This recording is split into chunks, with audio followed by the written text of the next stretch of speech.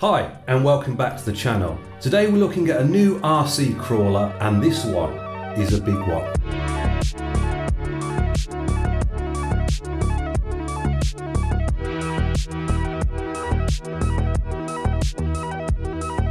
So here I have the new MJX crawler in massive 1/8 scale. And you don't tend to see a lot of these from Western companies, but they are quite popular in China. So I think outside the car looks pretty good.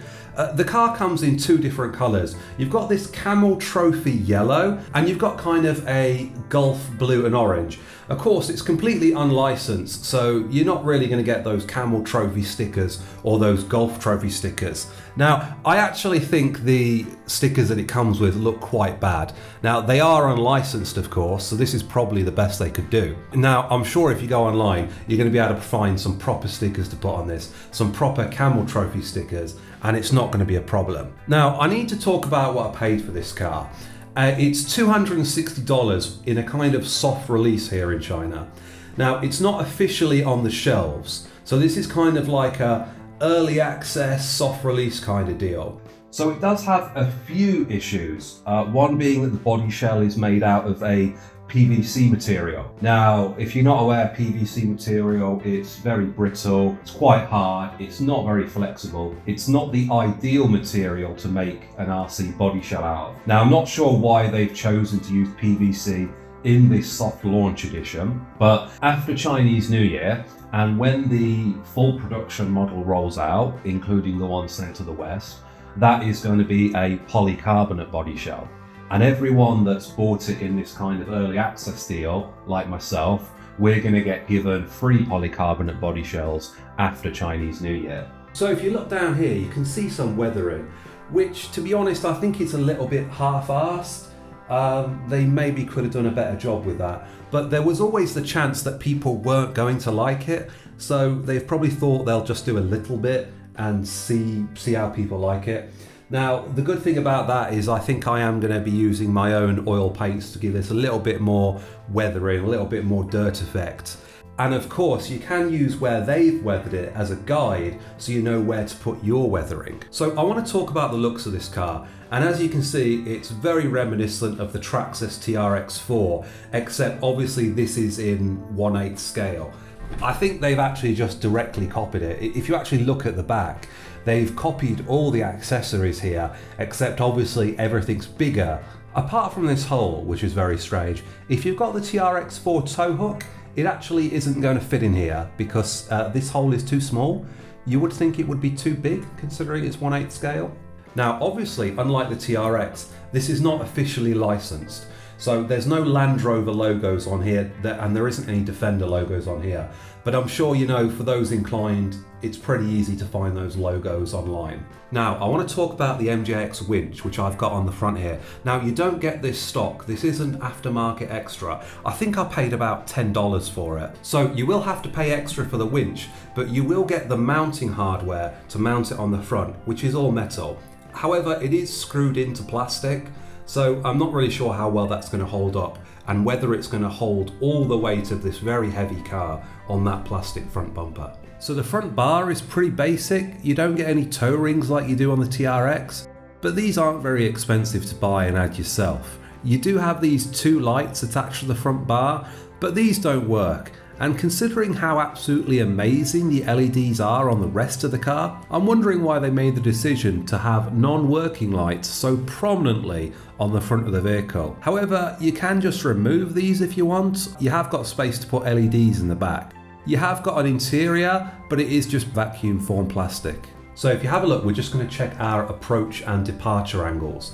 So if I rock the car back like this is going to be your maximum approach angle. And this is where it's hitting the table at the back here. Now if I rock it forward, this is going to be your maximum departure angle. This is where you can see the front bumper is striking the table surface here. So if you have a look at the tyres are nice and squishy and they do sound vented. Now there are no bead locks here, they are just super glued directly to the rims. At the end of the day it is an RTR and that's what RTRs tend to come with. So if I start to lift this up, we can see it come off the ground. Let's see how much we get and see, there we go. So as you can see, that's the point where the rear wheel lifts off the ground. And let's try at the rear. You can see how much travel we've got here. And there we go, that's where the wheel starts to lift off the ground. So that's about how much travel you've got. The suspension feels really quite good. They've got some very good oil-filled shocks in there. I mean, sounds like it's absorbing those bumps quite well. So I want to talk about the controller for a second, and it's, well, I would call it passable. It's very plasticky, and it's really reminiscent of the kind of controllers that MJX have put on the market before. However, the good thing is it does have 8 channels, which is enough for all of your features. For example, you've got your individual front and rear diff locks, and in the middle you've got your high and low gear shift. Now you have got an extra channel here for the winch, that's channel 7, and you have got channel 8, which is not used on the car. Now here is channel 3, and this is used to control the light system on the car. Everything is activated through channel 3, so if I click channel 3 2 times, the headlights will come up. And you've actually got different settings on the headlights, so you've got a low beam here. You got this one which activates some other LEDs. You've got more of a high beam here. So I have got a shot of it in the dark so you can better see these, which I'll just put up on the screen now. Now everything is individually controllable on here. So you know how usually on these LED systems, everything is tied together. For example, you'd have to have turn signals on while you've also got the headlights on. But everything here is individually controlled. Say I want to have the headlights on with no turn signals, I can do that. Say I want to have turn signals on, but I don't want to have the headlights on, I can do that too. Say I want the roof bar on, but I don't want anything else on, I can do that too. Everything can be individually turned off and on, regardless of the settings of any of the other lights.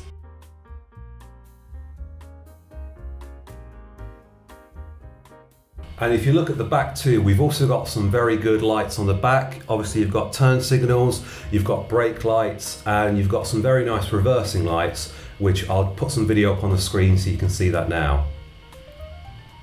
So the good thing about the LED system on this car is everything runs from a standalone unit in the back. So it's only using channel 3, and that's nothing proprietary. So you're going to be able to replace this with your own radio system very easily.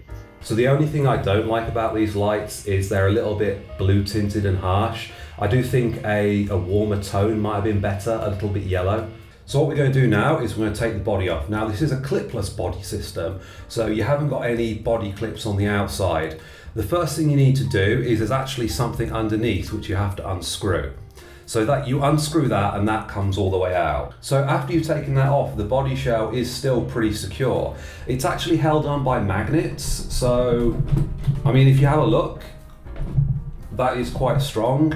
So I wouldn't advise picking it up by the body shell, but you could probably run the car without this and you would be completely fine. So what I'll do now is I'll undo the magnet. And as you can see, the whole thing opens as sort of a clamshell. So it's hinged at the back. And the good thing about this is it rests nicely on the rear tyre. So if you have a look underneath, we've actually got 2 battery locations. You've got the front one, which is a little bit smaller, but as this is a 1/8 crawler, you are still going to be able to fit quite a substantially large battery in there. I've got this 4,200 milliamp hour 3S in here, and it's fitting with no problem. Now the rear battery tray is huge. You're going to be able to fit an 8,000 or a 10,000 milliamp hour in there, no problem, and that's going to last you all day. So I'm going to talk about the motor. The motor is a censored brushless 3970 1500 kV motor. So usually the problem with brushless motors on a crawler is they do have a lot of cogging when you are asking for a lot of torque at low RPM. However, the sensor unit does a lot to eliminate all that. Now I have actually got some footage that I filmed earlier of how smooth this system is.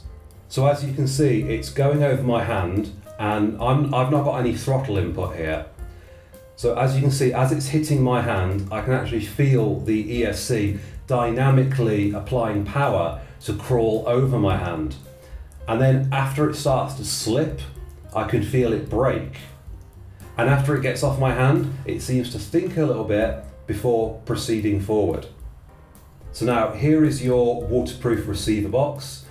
I'm not sure how waterproof that is. They say it's waterproof and they say it's waterproof up to some IP standard, but maybe it wouldn't be a good idea to submerge it. Also, one issue is it's all sealed, but you have to unseal it if you want to put the winch on. So after you've put the winch on, unless you seal it yourself, it's now no longer waterproof. I would probably say that's splash proof at best. So here's your ESC. It's an 80 amp brushless censored ESC, and that does have a Bluetooth app on your phone so you can change some of the settings. For example, you can adjust the braking force, you can adjust the drag brake, and you can change between a front and reverse crawler mode or a front brake and reverse normal RC car mode. So if you have a look, there are a lot of blue anodized aluminum parts on this, and I don't mind the ones which you can't see. I don't think those are bad, but the frame rails and especially some of the stuff at the front, which is blue anodized aluminium, I really don't like that, because you can see that from the outside of the car, and I think it kind of takes away from the car a little bit. But I do like these ones that they have under the shell where you can't see it. So here are your servos. You've got your servos for your individual front and rear diff locks, and here's the servo for the high and low gear. You have got a 35 kilogram metal servo in here. So as you can see, the suspension setup on this car is a 4-link setup. You have got portal axles. Now, you haven't got a counter-rotating prop on the transmission. That can cause a little bit of torque twist, but what you've got at the back is you have got these arms attached to the body, which are designed to eliminate a lot of that torque twist. So that's all I've got time for today. This video has been quite long, so I decided to split up the outside test and the indoor bench section into 2 videos. So if you do want to see the outside test, you can hit the subscribe button, and I'll see you in the next one.